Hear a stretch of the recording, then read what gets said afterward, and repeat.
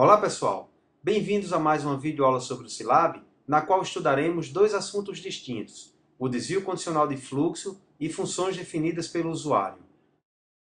Inicialmente, estudaremos as estruturas de testes com if, then, else. Em seguida, abordaremos os laços controlados por variáveis e os laços condicionais, que no Silab são implementados usando os comandos for e while, que são complementados com os comandos break e continue.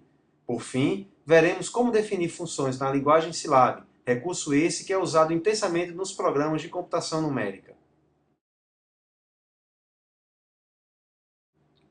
A estrutura if, then, else é usada em Silab de forma análoga a outras linguagens, servindo para desviar o fluxo de execução de um programa dependendo de uma condição. Em Silab, a sintaxe padrão é mostrada nesse slide. Se a condição entre parênteses for verdadeira, o Silab executará a sequência de comandos 1. Caso contrário, a sequência de comando 2 é executada. A estrutura deve ser finalizada com a palavra reservada end. Uma vez que o Silab está aberto, podemos usar o editor do Silab para exemplificar o uso do desvio condicional.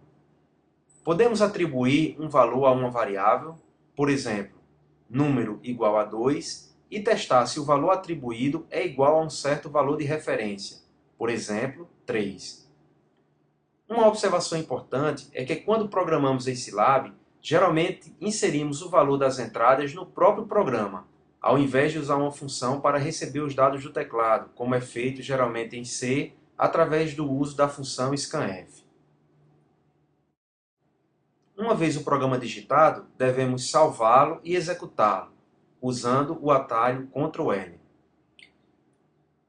Para verificar a saída, devemos nos remeter ao console do Silab.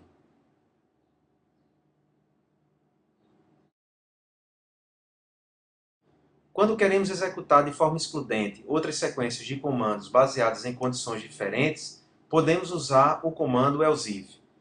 Neste caso, se a condição 1 for falsa, o Silab testará a condição 2.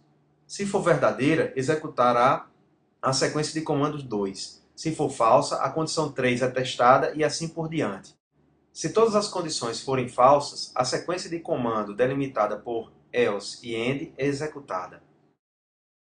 Como exemplo, podemos modificar o programa anterior para saber se a variável número é igual a 1, 2 ou 3. Quando executamos o programa, vemos que o Silab executa a linha 8, na qual o comando disp coloca na tela que o valor da variável é realmente igual a 2. Podemos modificar o programa para atribuir 5 à variável número.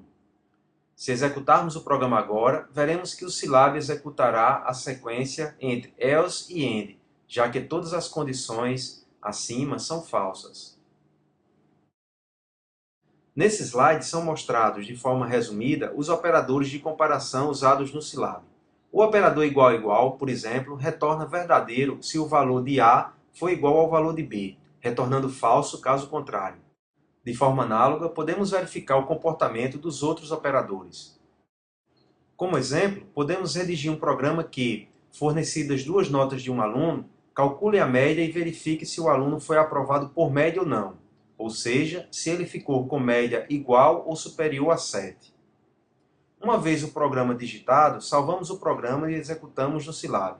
Nesse caso, como a média do aluno foi 7,5, ele foi aprovado por média. Se modificarmos uma das notas para 3, vemos que a média do aluno ficou em 6, e o mesmo não foi aprovado diretamente, ficando em recuperação ou reprovado. As operações booleanas também estão presentes na linguagem Silab e são bastante usadas em desvios condicionais. O till é a negação de uma variável booleana. O i comercial assume a função do i lógico entre dois argumentos booleanos. Por fim, uma barra vertical é usada para indicar uma operação de ou lógico entre variáveis booleanas. No exemplo anterior, podemos modificar o programa para que o mesmo verifique se o aluno foi diretamente aprovado, se ficou em recuperação, ou seja, com média entre 3 e 7, ou se ele foi reprovado, tendo obtido média abaixo de 3. Note que para verificar se o aluno ficou em recuperação, é necessário que sua média esteja entre 3, inclusive, e 7. Nesse caso, devemos usar um i lógico para compor nossa condição. Podemos agora salvar e executar o programa no Silab. Neste caso, como a média do aluno foi 7,5, ele foi diretamente aprovado. Se modificarmos a segunda nota para 3, a média do aluno será 4,5. Uma vez o programa executado, vemos que o aluno ficou em recuperação.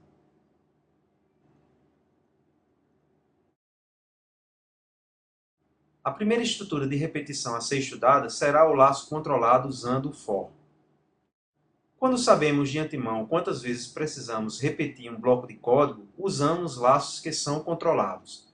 Em termos de algoritmo, uma estrutura de repetição controlada pode ter esse formato: para uma variável de controle v, variando de um valor inicial vi até um valor final vf com passo igual a p, execute os seguintes comandos. O passo p significa que v irá inicialmente assumir o valor de vi, em seguida vi mais p, depois vi mais 2p e assim por diante, até que v tenha valor igual ou menor a vf. No Silab, essa estrutura é implementada da seguinte forma: for v igual a vi, p, vf. Em seguida, vem o bloco de comandos que é terminado com end. O exemplo mais simples é criar um laço para que eu mesmo repita uma sequência de comando n vezes, por exemplo, n igual a 4.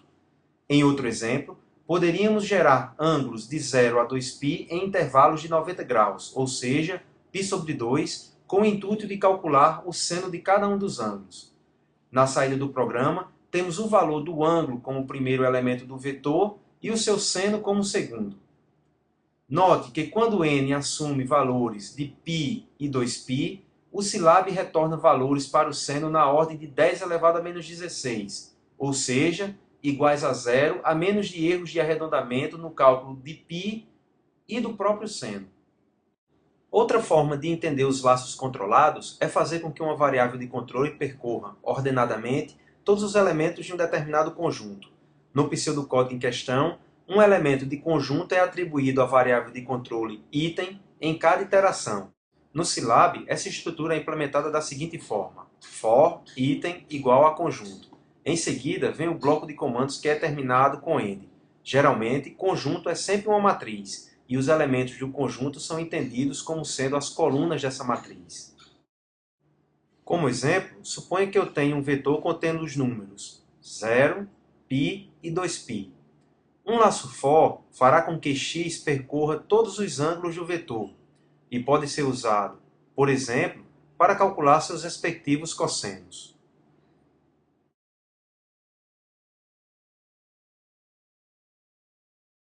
Os laços condicionais em Silab são implementados usando o comando while. Como em outras linguagens, usamos essa estrutura quando não sabemos, a priori, o número de vezes em que a sequência de comandos deverá ser repetida. O formato geral da estrutura no Silab é o while, a condição entre parênteses, e a sequência de comandos que é terminada com end. Como exemplo simples, suponha que desejássemos elevar um número seguidamente ao quadrado sem permitir, no entanto, que o mesmo se torne igual ou superior a um valor limite. Suponha que esse número seja 2 e que o limitante seja 25.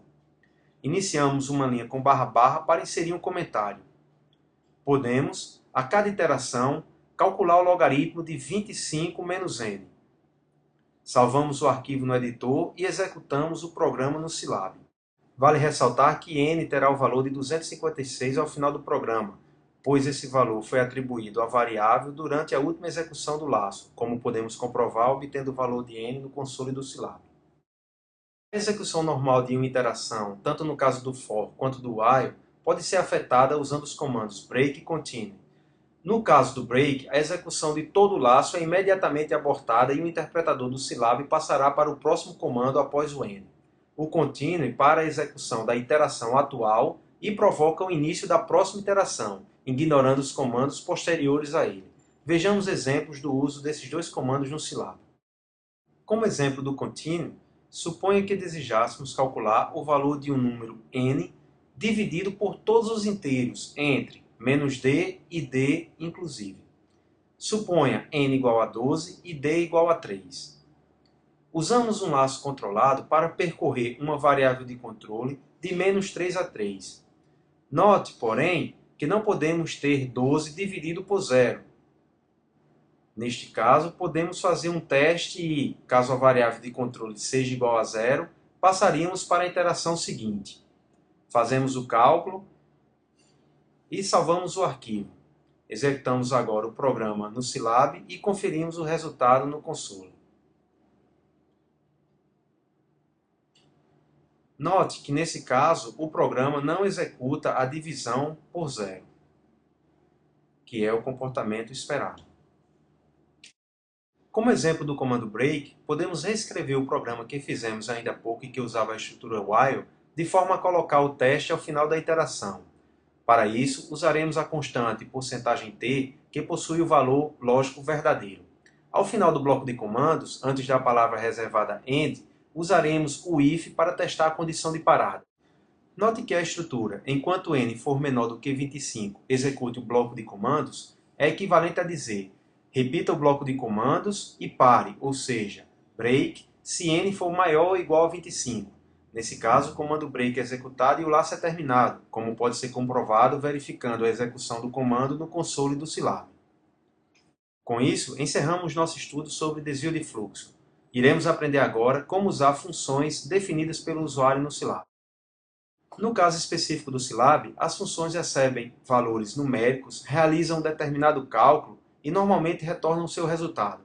Essa é a forma padrão de definição de funções no Scilab. Sempre começamos com a palavra reservada function. Entre colchetes, inserimos as variáveis de saída da função, separadas por vírgula. Após o símbolo de igualdade, vem o nome da função. Entre parênteses e separadas por vírgula, temos as variáveis de entrada da função. Após a sequência de comandos, a função é finalizada por endFunction. Como exemplo, vamos criar uma função no Scilab para calcular a média aritmética e o desvio padrão entre dois números. Criaremos então uma função chamada stat, que possui duas entradas, números x e y, e duas saídas, chamadas de média e desvio. Observe que no topo da função, nós devemos atribuir os valores dos cálculos às respectivas variáveis de saída da função. Os últimos valores atribuídos às variáveis de saída são os que serão retornados quando a função for executada. Uma vez a função definida no topo de um programa do Scilab, nós podemos chamar essa função em qualquer linha de código abaixo dela. Por exemplo, nós podemos calcular a média e o desvio padrão do par 7 e 8. Neste caso, executamos o programa e verificamos o resultado no console do Scilab. Como essa função retorna duas variáveis reais, a média e o desvio, devemos informar durante a chamada da função quais são as variáveis que irão receber os valores retornados pela função, na mesma ordem usada na definição da mesma. Quando não informamos uma lista de variáveis, a função retorna a primeira variável de saída, que no caso é a média. Em Scilab, normalmente colocamos cada função num arquivo separado. Neste caso, digitamos a função normalmente e terminamos com endFunction. Em seguida, nós salvamos o arquivo. Note que o editor do Scilab já sugere que o nome do arquivo seja o mesmo da função. Para usá-la efetivamente, é necessário executá-la como se faz com qualquer programa do Scilab, por exemplo, pressionando-se Ctrl F. Em seguida, podemos chamar a função a partir de qualquer outro programa do Scilab. Podemos também fazer chamadas à função diretamente pelo console, como podemos ver neste exemplo. Na maioria das aplicações em computação numérica, precisamos calcular o valor de uma função matemática de uma ou mais variáveis. A maneira mais prática de fazer isso é definindo funções. Por exemplo, suponha que desejássemos calcular seguidamente o valor de uma função f de x como essa. No Scilab, poderíamos definir uma função chamada f de x, que recebe uma variável x e retorna um valor de y. Para criarmos a função no Scilab, abrimos um novo arquivo no editor. A única linha de comando dessa função seria o próprio cálculo do valor de y igual a f de x. Note que usamos operações matemáticas elementares e funções pré-definidas no Scilab, que já aprendemos nas videoaulas anteriores. Ao final, podemos salvar a função em um arquivo cujo nome já é sugerido pelo Scilab, e nunca esquecer de executá-lo. Agora, podemos chamar a função diretamente no console ou dentro de outro programa do Scilab. Da forma como definimos a função anterior, ela recebe como parâmetro uma variável real. Um dos recursos mais interessantes do Scilab é a possibilidade de calcular o valor da função em todos os elementos de uma matriz com um único comando. Já vimos na videoaula sobre matrizes como podemos fazer operações elemento a elemento entre matrizes. Funções definidas pelo usuário em Scilab usam o mesmo artifício para prover essa importante funcionalidade. Primeiramente, precisamos definir um vetor linha que contenha todos os valores de x. Em seguida, devemos modificar a função para que ela possibilite operações elemento a elemento de uma matriz. Isso é feito usando o operador ponto antes dos operadores matemáticos de multiplicação, divisão e exponenciação. Retornando à nossa função original do Scilab, devemos inserir o operador ponto nos locais apropriados. Em seguida, salvamos e executamos o arquivo. Para testar, usaremos o vetor x como entrada. Agora, a função f de x retorna um vetor de mesma dimensão do original, tendo a função f sido aplicada a todos os seus elementos. Com isso concluímos mais uma videoaula sobre o Scilab. Fico à disposição para quaisquer dúvidas ou sugestões. Até a próxima!